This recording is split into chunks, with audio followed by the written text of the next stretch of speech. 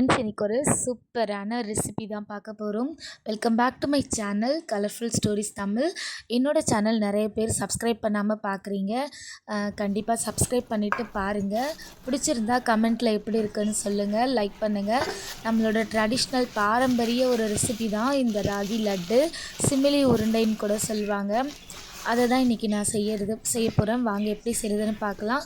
நான் இன்றைக்கி 2 கப் ராகி மாவு எடுத்திருக்கேன். அது கூடவே கொஞ்சமாக சால்ட்டு, தேவையான அளவு உப்பு. நிறைய போடாதீங்க, ஏன்னா இது வந்து ஒரு இனிப்பு ரெசிபி. நிறைய போட்டுட்டோம் அப்படின்னா அந்த உப்பு வந்து கண்டிப்பாக அதோட ஃப்ளேவர் வந்து தெரியும். அதனால் கொஞ்சமாக லைட்டாக பிஞ்ச் ஆஃப் சால்ட் மட்டும் ஆட் பண்ணிக்கோங்க. நல்லா ஆட் பண்ணிவிட்டு மிக்ஸ் பண்ணிக்கோங்க. கொஞ்சம் கொஞ்சமாக தண்ணி ஊற்றி நல்லா மிக்ஸ் பண்ணுங்க. நம்ம ராகி அடை சுடுவோம்ல, அந்த மாதிரி ராகி அடை சுட போகிறோம். தோசைக்கல்லில் போட்டு எடுக்கிற மாதிரி ரொம்ப தண்ணியாக ஆட் பண்ணிடாதீங்க. நான் லைட்டாக நெய் சேர்த்துக்கிறேன்.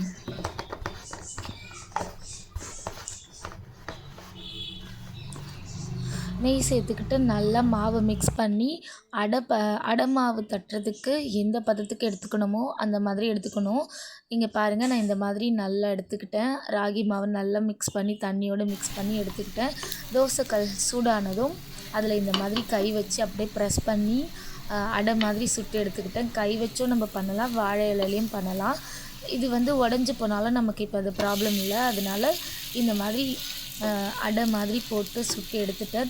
தீயாமல் பார்த்துக்கோங்க. கொஞ்சம் மீடியம் ஃப்ளேமில் வச்சு இந்த அடையை ப்ரிப்பேர் பண்ணிக்கோங்க.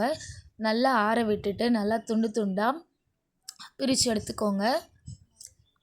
கொஞ்சம் ஆறினதும் மிக்ஸி ஜாரில் இதை சேர்த்து நல்லா பொடியாக அரைக்க போகிறோம். எண்ணெய் விட்டு இந்த மாதிரி நல்லா சுட்டு எடுத்துக்கோங்க. தீயாமல் பார்த்துக்கோங்க, தீயக்கூடாது. நல்லா அது வேகும்போது அப்போ தான் நமக்கு லட்டு வந்து பிடிக்கும்போது நல்லா க்ரிப்பாக சூப்பராக இருக்கும். இல்லைன்னா மாவாக அங்கங்கே தெரியும். அதனால தான் கொஞ்சம் நல்லா வேக வச்சுக்கோங்க. மீடியம் ஃப்ளேமில் கண்டிப்பாக வேயுங்க. இந்த மாதிரி நல்லா ஆற விட்டு துண்டு துண்டாக பிரித்து எடுத்துக்கோங்க. மிக்ஸி ஜாரில் போட்டு நல்லா கொரகொரப்பாக அரைக்கணும். ரொம்ப நைஸாகவும் அரைக்கக்கூடாது. கொரகொரப்பாக அரைச்சி எடுத்துக்கோங்க.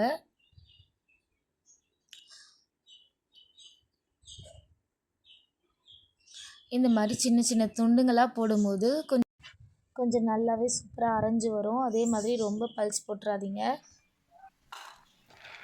அதுக்கப்புறமா ஒரு வானலில் இப்போ நான் பச்சை வேர்க்கடலை எடுத்துருக்கேன். உங்கள்கிட்ட வறுத்த வேர்க்கடலை இருந்துச்சுன்னா அதையே எடுத்துக்கோங்க. நான் இன்றைக்கி பச்சை வேர்க்கடலையை நல்லா வறுத்து எடுத்துக்கிறேன். இதையுமே வந்து ஹை ஃப்ளேமில் வச்சிடாதீங்க, அப்புறம் கருகி போயிடும். அதனால் மீடியம் ஃப்ளேமில் வச்சு இந்த மாதிரி நல்லா வறுத்து எடுத்துக்கோங்க.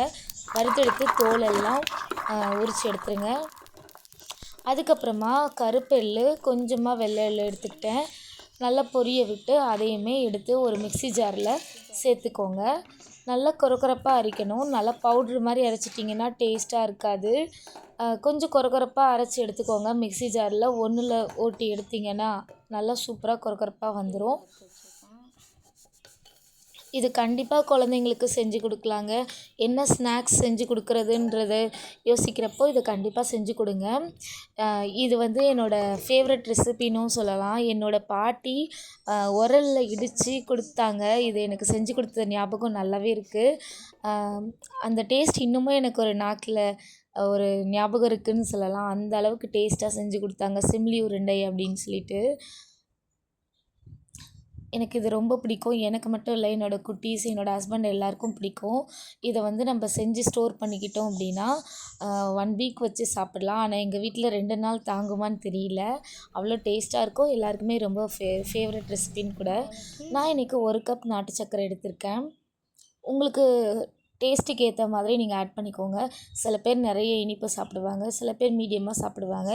அதுக்கேற்ற மாதிரி கூடவோ குறையவோ மாற்றிக்கோங்க, அட்ஜஸ்ட் பண்ணிக்கோங்க.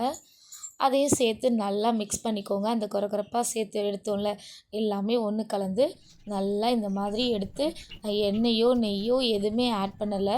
அப்படியே பிடிச்சா அந்த வெல்லத்தோட தண்ணி கொஞ்சம் கொஞ்சமாக அந்த நாட்டு சர்க்கரையோட இது வந்து உருகி இந்த மாதிரி வரும். நீங்கள் வெல்லைப்பாகு கூட சில பேர் ஊற்றி செய்வாங்க. நான் இன்றைக்கி நாட்டு சர்க்கரை தான் எடுத்திருக்கேன். அவ்வளோதாங்க. அப்படியே உருட்டி எடுத்தால் உருண்டை ரொம்பவே அழகாக வரும்.